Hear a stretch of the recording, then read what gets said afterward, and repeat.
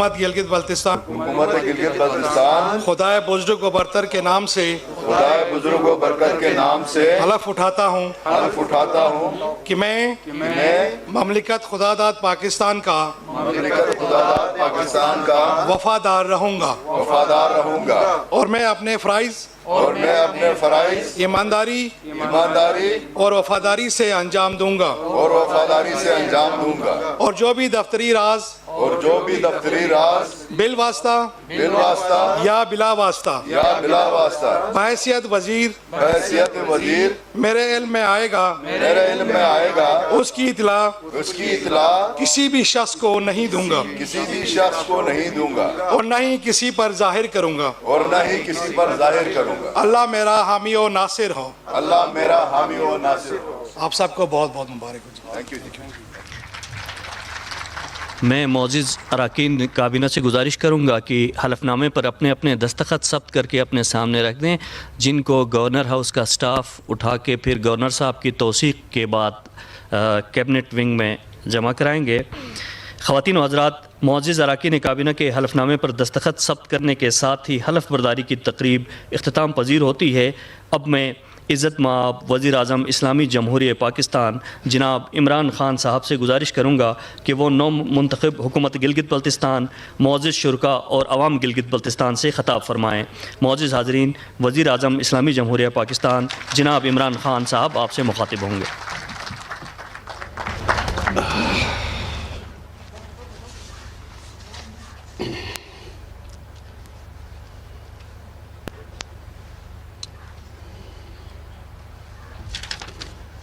بسم اللہ الرحمن الرحیم، ایاک نعبد و ایاک نستعین۔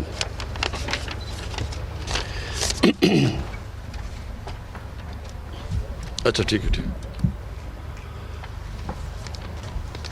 آج میں گلگت بلتستان کی کابینہ اور خاص طور پہ چیف منسٹر صاحب آپ کو مبارک بھی دیتا ہوں، اور میں یہ آپ سے امید لگاتا ہوں کہ انشاءاللہ یہ وہ منتخب حکومت گلگت بلتستان میں آئے گی جو کہ ایک نئی ٹریڈیشن پیدا کرے گی، ایک حکومت ایک ایسی آئے گی جو ایک ایسا گورننس کا سسٹم دے گی کہ ہمیشہ کے لیے آپ نئی سٹینڈرڈز قائم کر دیں گے۔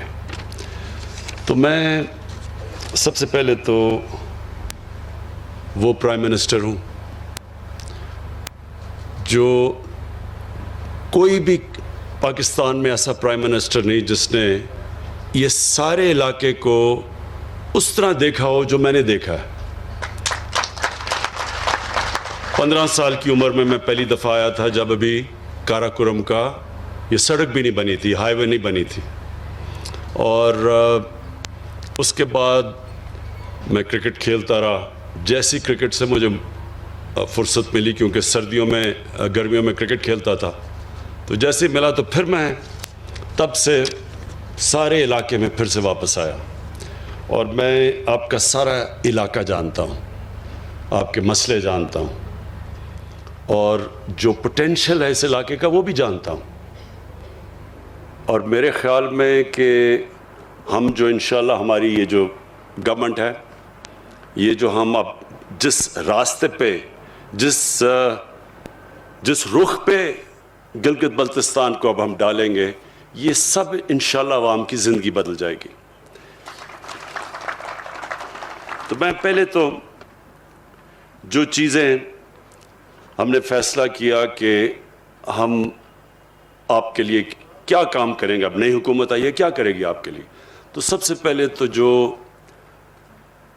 پروونشنل سٹیٹس ہے اس کے اوپر فوری طور پہ کام کریں گے، تاکہ جو احساس محرومی رہی ہے اب تک یہاں وہ دور کی جائے۔ میں جب بھی یہاں آتا تھا مجھے نوجوان یہ کہتے تھے کہ جی ہمیں بتائیں ہم کیا پاکستانی ہیں یا نہیں ہیں، ہمارے حقوق ہیں یا نہیں ہیں۔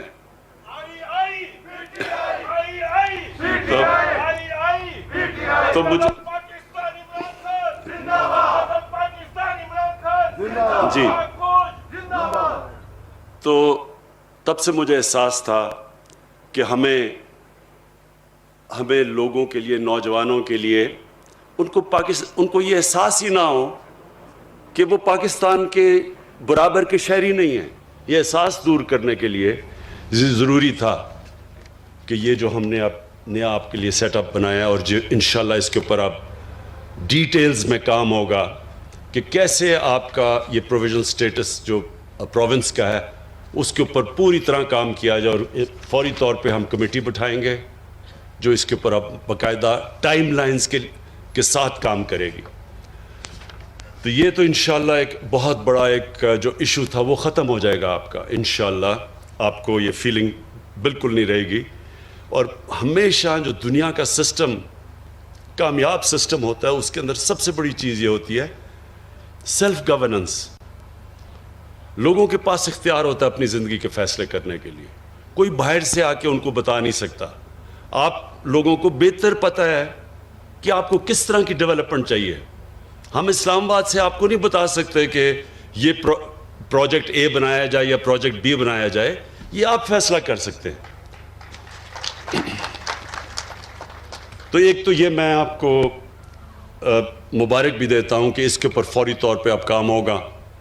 اور یہ ہماری ویژن کے ساتھ ساتھ یہ بھی ہے کہ جو ہم جب مدینہ کی ریاست کی بات کرتے ہیں تو اس میں سب سے امپورٹنٹ چیز مدینہ کی ریاست میں یہ تھی کہ انہوں نے جو پرائرٹائز کیا کہ کیسے کمزور طبقے کو اوپر اٹھانا ہے. جو لوگ پیچھے رہ گئے زندگی کی ریس میں ان کو اوپر کیسے لے کے آنا ہے. یہ نبی صلی اللہ علیہ وسلم نے مدینہ کی ریاست میں سب سے پہلے چیز کی تھی. پیسے بھی نہیں تھے، غریب لوگ تھے اس وقت، لیکن اس ریاست نے فیصلہ کیا کہ ہماری پرائرٹی ہوگی کہ جو کمزور غریب طبقہ، جو معذور ہیں، جو بیوہ ہیں، جو یتیم ہیں، ان کو ہم نے کیسے اوپر لے کے آنا ہے. تو اسی طرح نمبر 1 ہماری پرائرٹی وہ ہے. ہمارا احساس پروگرام جو ہم لے کے آئے ہیں پاکستان کی تاریخ میں سب سے بڑا پروگرام ہے جس کو کہتے ہیں پاورٹی ایلیویشن، غربت ختم دور کرنے کے لیے. وہ انشاءاللہ ہمارا پروگرام شروع ہے.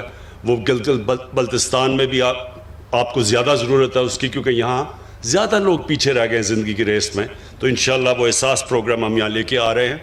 اور اس کے ساتھ ساتھ جو مجھے آپ کے لیے جو سب سے خوشائن چیز ہے میرے خیال میں، ایک غریب گھرانے کے لیے جو سب سے امپورٹنٹ چیز ہوتی ہے کہ جب اس گھر میں بیماری ہوتی ہے تو ان کے لیے بڑی مشکلوں کا سامنا کرنا پڑتا ہے اور پیسے نہیں ہوتے ان کے پاس. وہ چیزیں بیچ دیتے ہیں، قرضے میں مقروض ہو جاتے ہیں کسی کا علاج کرواتے ہوئے. تو ہم ہیلتھ کارڈ لے کے آ رہے ہیں، سارے گلگت بلتستان کے لوگوں کے لیے ہیلتھ انشورنس لے کے آ رہے ہیں. 10